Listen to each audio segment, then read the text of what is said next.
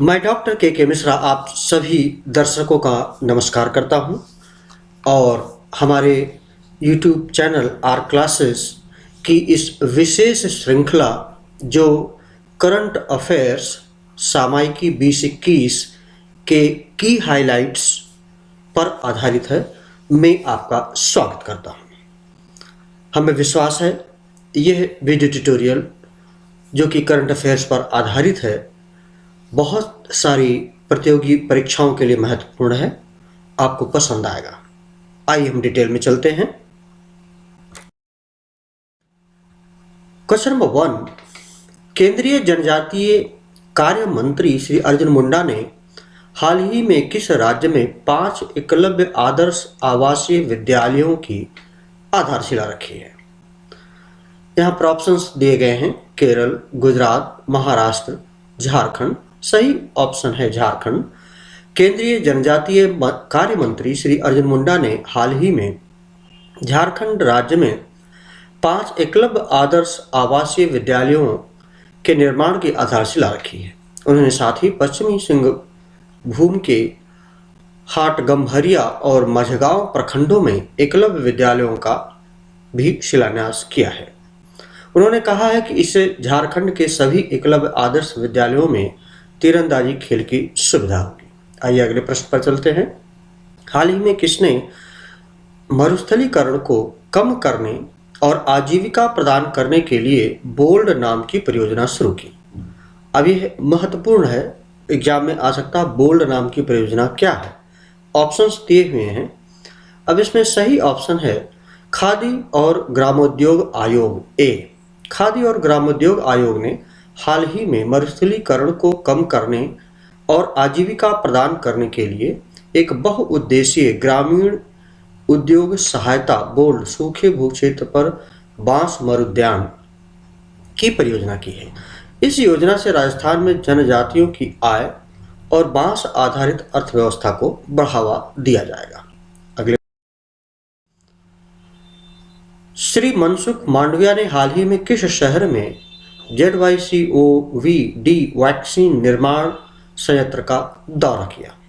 Options दिए हैं, आप देख रहे हैं। इसमें से सही ऑप्शन है अहमदाबाद।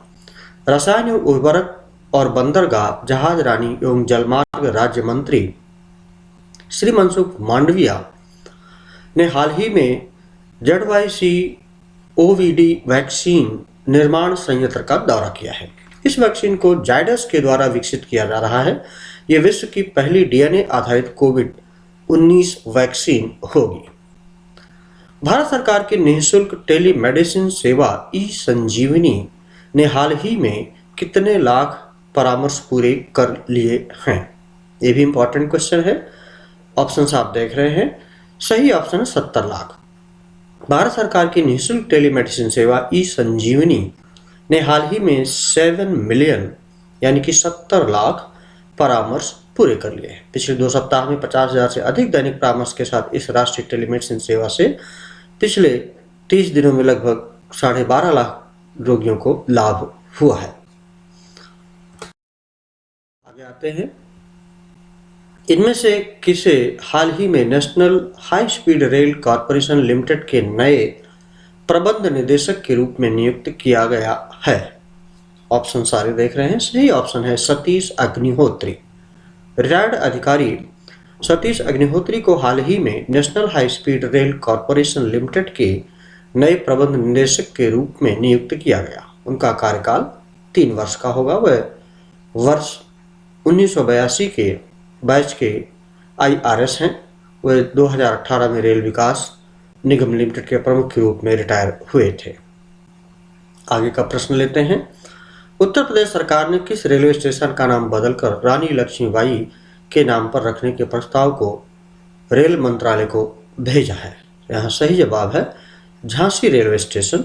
उत्तर प्रदेश ने हाल ही में झांसी रेलवे स्टेशन का नाम बदलकर रानी लक्ष्मीबाई के नाम पर रखने का प्रस्ताव को रेल मंत्रालय को भेजा है, जबकि इससे पहले उत्तर प्रदेश सरकार इलाहाबाद को प्रयागराज, मुगलसराय को दीनदयाल उपाध्याय नगर और फैजाबाद को अयोध्या कर चुका है।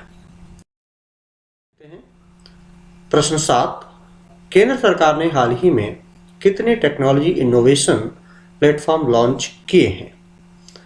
ये सारे ऑप्शंस हैं। सही ऑप्शन है 6 प्लेटफॉर्म। केंद्र सरकार में भारी उद्योग और सार्वजनिक उद्यम मंत्रालय ने हाल ही में 6 टेक्नोलॉजी इनोवेशन प्लेटफॉर्म लॉन्च किए हैं। ये प्रौद्योगिकी प्लेटफॉर्म पूरे भारत में विश्व स्तर पर प्रतिस्पर्धी विनिर्माण के लिए प्रौद्योगिकियों के विकास पर ध्यान केंद्रित करेंगे। नेक्स्ट क्वेश्चन लेते हैं। नासा के न्यू वाइज टेलीस्कोप को हाल ही में कितने साल का मिशन विस्तार मिला है? सही ऑप्शन है 2 साल का। अमेरिकी अंतरिक्ष एजेंसी नासा के new wise that is near earth object wide field infrared survey explorer, new wise के नाम से शॉर्ट फॉर्म में जाना जाता है, को हाल ही में 2 साल का मिशन विस्तार मिला है। यह टेलीस्कोप क्षुद्र ग्रहों, धूमकेतुओं और वस्तुओं के लिए अपनी खोज जारी रखेगा। यह near earth object hunting space telescope जून 2023 तक काम जारी रखेगा।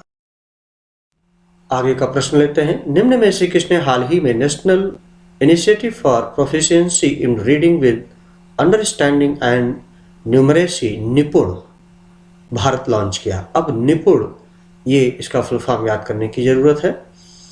इसका सही जवाब है रमेश पोखरियाल निशंक। स्कूल शिक्षा और साक्षरता विभाग, शिक्षा मंत्रालय रमेश पोखरियाल निशंक ने हाल ही में बेहतर समझ और संख्या के ज्ञान के आधार पर साथ पढ़ाई में प्रवीणता के लिए राष्ट्रीय पहल निपुण national initiative for proficiency in reading with understanding and numeracy शुरू किया है। इस दौरान निपुण भारत पर एक छोटा वीडियो, गान और क्रियान्वयन के दिशा निर्देश भी लॉन्च किए गए हैं। भारतीय थल सेना प्रमुख जनरल एम नरवणे हाल ही में यूनाइटेड किंगडम और किस देश की यात्रा पर गए? तो इसका सही जवाब है इटली। भारत थल सेना के प्रमुख जनरल एम नरवणे हाल ही में यूनाइटेड किंगडम और इटली की 4 दिवसीय यात्रा पर गए।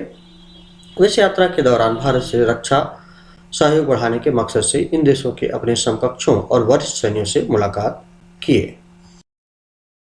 अब हम आते हैं नेक्स्ट क्वेश्चन पर। इनमें से किसने हाल ही में भारत में सैटेलाइट टीवी कक्षाओं को लागू करने की मंजूरी दे दी है? अगर आप इसको ऑप्शंस को देखें तो ऑब्वियसली ये इसरो होगा। भारतीय अंतरिक्ष अनुसंधान संगठन इसरो ने हाल ही में पूरे भारत में सैटेलाइट टीवी कक्षाओं के लिए तकनीकी सहायता प्रदान करने के लिए शिक्षा पर संसदीय स्थायी समिति को अपनी मंजूरी दे दी है। इसके तहत सैटेलाइट टीवी कक्षाओं का उपयोग स्कूल आधारित शैक्षिक कार्यक्रमों के प्रसारण के लिए किया जा सकता है।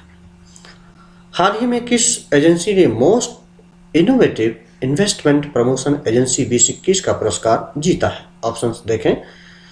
इन्वेस्ट इंडिया, भारत की राष्ट्रीय निवेश संवर्धन और सुविधा एजेंसी इन्वेस्ट इंडिया ने हाल ही में most innovative investment promotion agency 2021 का पुरस्कार जीता है।